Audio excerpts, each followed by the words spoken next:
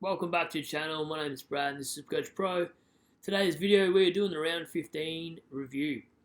So as you can see there, I scored 2,382, which is below par for this top 1,000 rank, that's for sure.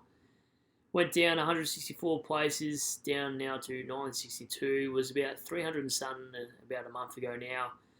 Slowly been getting kicked out of there since the buys, but hopefully we can retain that 1,000 sort of mark. And even climb back into 300 would be great. Just got to rely on some injuries. So I've already made a trade at the moment for Jarman Impey. You'll see what I've done there. Team value is high, but doesn't mean nothing for me at this time of year. So we'll go through the side. Try to get this one done pretty quick. I'll do your footy tips and vice captain and captain options this week with what I'm thinking about. So starting the back line, 109 to Rory Laird.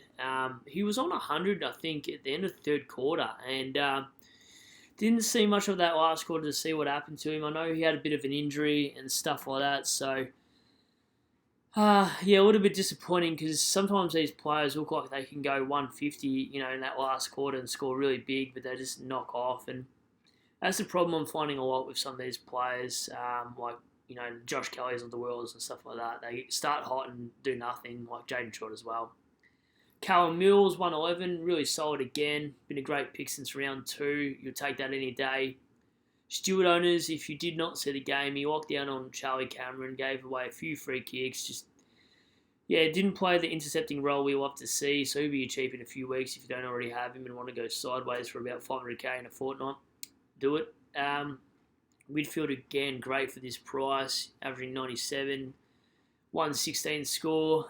You'll bank that every day of the week. 101 to Short and 111 to Ridley. So if you did try, swap these guys over during the buys, unless you went some big dog like a Laird or Stewart or Mills or whatever, you're really not making a lot because, as you can see, there's only about a 10-15 point difference, which probably isn't worth a trade and whatever money you had to fork out to grab them. That's another story though. Bianco 55. Obviously Jones has done his hammy, so don't worry about those at the moment. They're just loophole options, I guess, you could use for the Port Adelaide and Hawthorn game, which I didn't think of until now, actually, to be honest. McRae 137, super solid again. Bontempelli not having him really killing me. I hate watching Dogs game because all I keep hearing is Bont, and then he kicks a goal from the boundary. He doesn't get tagged. He's gone next level, and probably he'd be the Brownlow favourite at the moment, I'd say. There's no one else going to take that off him, surely. Jack Steele, 132, really solid. I used him as my VC. Anything over 125 is what you'll take. So, made him my captain this week. Loophole Jones's, whoever it was in the back line, it might have been. I don't know. Anyway, moving on.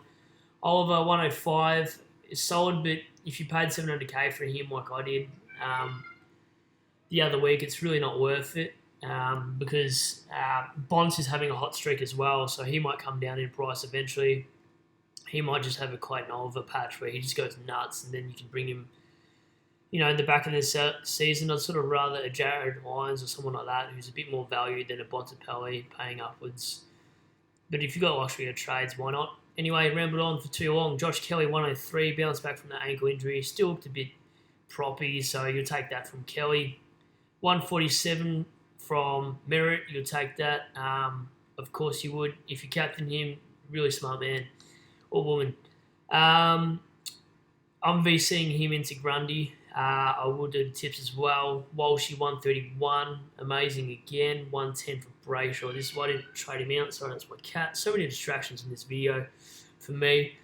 86 for Penderbury. I had the option of bringing in Menegola, Rao, but Penderbury seems to be the best price pick at your midfield for your M8. If you have an M9 spot, he'd be awesome if you could afford him. Grundy 135 back from the injury return, looks great. Again, if you traded him out for Zach Smith and whatever, tried to make cash, you're probably really trying to scramble trades and cash to get this bloke in because he's an absolute gun. 82 from Hickey is not too bad, could be better, but he was only 20 points off Max Gorn's 103, so that's what I'm banking against. I'm banking against almost Max Gorn to get injured because it doesn't look like I'll be able to go sideways at the moment. Hall 73. If someone can tell me in the comments below what happened in the North Melbourne game, I didn't get to watch this. So I had my birthday weekend and just a lot of visitors and stuff, whatever. So I've been flat out, hence why the late video too. I do apologise. So 98 from Zeeble. That's really solid again. Been such a great starting pick, this bloke. Hawkins 60, a bit concerning the last 2 weeks. He's scored these, low scores. So I wouldn't be looking to bring him in anymore. I know they've got an easy fixture in the back end as of this week, but I wouldn't be going there anymore. And key forwards just doing what key forwards do. 84 to Toby Green. You'll take that. He was on 17, I think, at half time or something like that. Still a good pick for his price. Dusty Martin, 94, really solid. Glad I only paid $4.20 for this bloke. I'm going to be a bit sneaky this week. I'm going to loophole Coleman Jones's score. If he scores over 80, what I'm going to do is just leave Impey there and wait for Bailey Dale or somebody to come down who is attractive. I might go through some trade targets in the forward line off the top of my head if you need an Impey replacement. Didn't have a lot of coin like myself. You'd probably go for Taylor Walker and Isaac Smith. Aaron Norton is another guy you could go for. Harry Mackay if you didn't have the coin for it. Tom McDonald's a little bit up and down too. He could be not a bad option. I don't know. It's a really tough one with this sort of price range. You sort of want to go for someone a lot better than a guy that gives you 50 and 60. This is very similar to Tom Hawkins. This is why I hate key forwards. They either score you really well or they can absolutely ruin you for the week. Isaac Smith for consistency is someone I've been looking at. At a good price, got the dual position, so he's really handy for that. Juicy fixture, hasn't scored more than a ton 3 times, and only in the last 2 weeks he's done that. So I feel like if I get him in, he'll probably score 50 because that's been the curse this year. Bringing in players who just score really average. Aaron Norton's another one, very similar to the Isaac Smith pick. He got really good fixture coming up. Does score 70s and 80s though, doesn't he? Only got that 100 at the start. Sorry, 200 to start. 100 last week. Before that, just sort of 90s. So at least he's going to give you a 70 at minimal. So it's really hard to determine what to grab at this price. Maybe if you have all get 3-round averages, you're sort of playing on form. You could go for a Jake Stringer, Buddy Franklin. But this time of year, you've only got 3 trades like me. Do you want to bring in a bloke that could be injured for 2 weeks with a calf? Jure is someone I'm not interested in, if I'm going to be completely honest with that.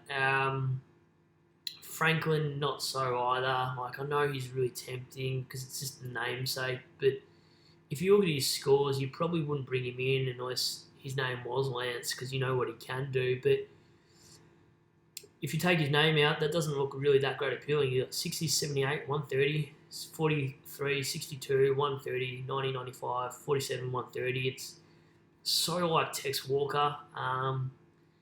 So I'm really trying to think, do I bring in a Jeremy Cameron? No, because with an easy fixture, he's a guy that could be really solid. So I might have to do my own little research on this. Look, if you've got any trade plans, leave them in the comments. I do apologise once again for my late video. Just had so much on this weekend. I'll just give you some of my footy tips. Tigers, Geelong, Melbourne, Brisbane, you'd think. That's a hard one. Man, they're both horrible. Fremantle, Port Adelaide. I'm going to say Sydney on this one. Collingwood, I reckon, will upset St Kilda, and I'm going with the Doggies. VC and C option, pretty self-explanatory here. I'm going Meriden to Grundy. There's no one really appealing. You could go McRae captain against North Melbourne. Steele, you could use against Collingwood too, but they're just too late as a VC option. Oliver, I don't like the look of. I think he'll cop the De Boer tag. Walsh is pretty soft when it comes to tagging, as we saw a couple of weeks ago, whenever it was. So I don't know if Sarong goes onto him. So there's not a lot of options. You could go Bonds. Well, North Melbourne probably won't tag, but Bont scored pretty bad against North Melbourne last time. So, yeah, it's a little bit tricky. This should be just a video of how much I hate Bont and listen to his name because he's just killing me every week, and I'm really not liking it. I've got 3 trades left. So, if you've got a full primo side, do not trade any players out. Just keep them for injury trades, mate, because there's going to be a week where you get 2 injuries, you're going to have 1 trade for the rest of the season, and you're just going to be nervous watching any game. If you have any traded plans, put them in there. I can give my opinion if you want them. And yeah, hopefully I'll see you guys on a Thursday video.